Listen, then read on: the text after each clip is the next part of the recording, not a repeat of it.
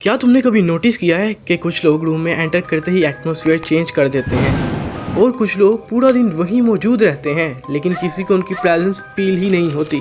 ऐसा क्यों है? क्या ये लुक्स है, पैसा है, कॉन्फिडेंस है या फिर कोई और चीज़? सोचो, अगर कल सुबह मादरा उचिया तुम्हारी क्लास में आ जाए और उसकी सारी पावर्स चली जाएं, ना शारिंगान, ना सुसानो, ना कोई स्पेशल एबिलिटी, फिर भी ज़्यादा चांसेस हैं कि लोग उसे नोटिस करेंगे। लेकिन अगर उसकी जगह ओनी चान को मादरा के कपड़े पहना दिए जाएं तो शायद किसी को फ़र्क भी ना पड़े। तो फिर असली पावर कपड़ों में नहीं, लुक्स में भी नहीं, असली पावर है प्रेजेंस में, ऑरा में।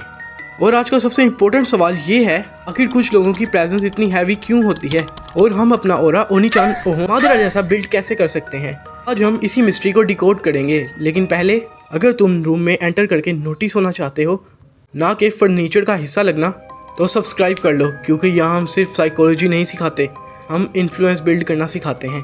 ये वीडियो बहुत इंटरेस्टिंग होने वाली है और मज़ीद इंटरेस्टिंग बनाने के लिए मैंने इसे 4 चैप्टर्स में डिवाइड किया है। Chapter 1, aura starts where attention seeking ends. सबसे पहली मिस्टेक जो लोग करते हैं वो अटेंशन के पीछे भागते हैं। जितना ज़्यादा तुम लोगों को इम्प्रेस करने की कोशिश करोगे उतना ही कम इम्प्रेसिव लगोगे।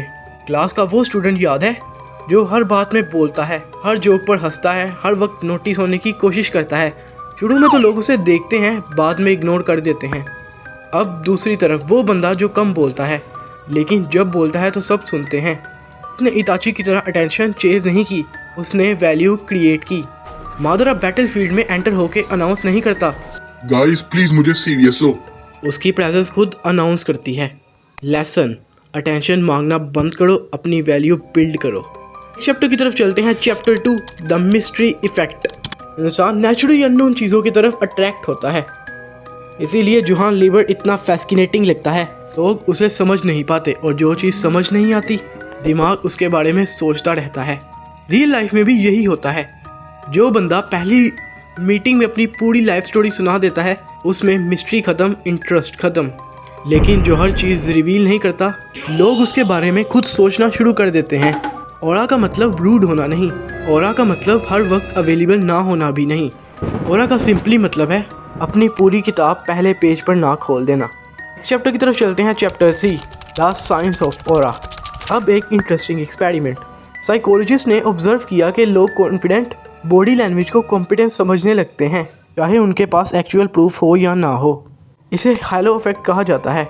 अगर कोई बंदा सीधा खड़ा है, आंखों में कॉन्फिडेंस है, हर सेकंड नर्वस मूवमेंट नहीं कर रहा, तो लोग उसे ऑटोमेटिकली ज़्यादा कैपेबल समझने लगेंगे। यानी कई दफ़ा लोग तुम्हारी रियलिटी को नहीं, तुम्हारी प्रेजेंटेशन को जज कर रहे होते हैं। इसीलिए पावरफुल ऑरा वाले लोग परफेक्ट नहीं होते, बस वो अपने आप को कॉन्फिडेंटली कैरी करते हैं।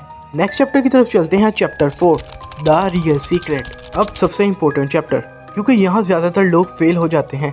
ऑरा का असली सोर्स कॉन्फिडेंस भी नहीं, लुक्स भी नहीं। ऑरा का असली सोर्स है इमोशनल कंट्रोल। जब कोई तुम्हारी इंसल्ट करे और तुम फ़ौरन रिएक्ट कर दो तो कंट्रोल फ़ौरन उसके पास चला जाएगा। जब कोई तुम्हें इग्नोर करे और तुम पूरा दिन उसके बारे में सोचते रहो, तब भी कंट्रोल उसी के पास है। जब छोटी सी बात तुम्हारे मूड डिस्ट्रॉय कर दे तो कंट्रोल तुम्हारे पास नहीं, उसी के पास है। पावर उसके पास होती है जो खुद को कंट्रोल कर सकता है। इसीलिए अयानो कुजी जैसे लोग डेंजरस होते हैं। इसीलिए जोहान स्केरी लगता है, मादरा पावरफुल लगता है। उनकी स्ट्रेंथ से पहले उनका कंट्रोल नज़र आता है। वीडियो के कंक्लूजन की तरफ बढ़ते हैं। The conclusion. तो आखिर ऑरा होता क्या है? ऑरा कोई मैजिक नहीं, ऑरा कोई सीक्रेट टेक्निक भी नहीं। ऑरा लोगों के दिमाग में क्रिएट होने वाली फीलिंग है, और वो फीलिंग्स तब बनती हैं जब तुम अटेंशन के भूखे ना हो, तुम्हारी हर बात प्रिडिक्टेबल ना हो, तुम्हारी बॉडी लैंग्वेज कॉन्फिडेंस शो करे और तुम अपने इमोशंस के गुलाम ना हो। और शायद इसीलिए सबसे पावरफुल इंसान रूम का सबसे लाउड इंसान नहीं होता। कई दफ़ा सबसे पावरफुल इंसान वो होता है जो चुप रह कर भी सबकी अटेंशन होल्ड कर लेता है। अब कमेंट में बताओ, एनिमे में सबसे पावरफुल ऑरा किस कैरेक्टर का है? मुझे ऑरा फार्मिंग से रिलेटेड एनिमे सजेस्ट करना, मैं ज़रूर देखने की कोशिश करूँगा। That's it for the video. मिलते हैं नेक्स्ट वीडियो में, तब तक के लिए पीस आउट।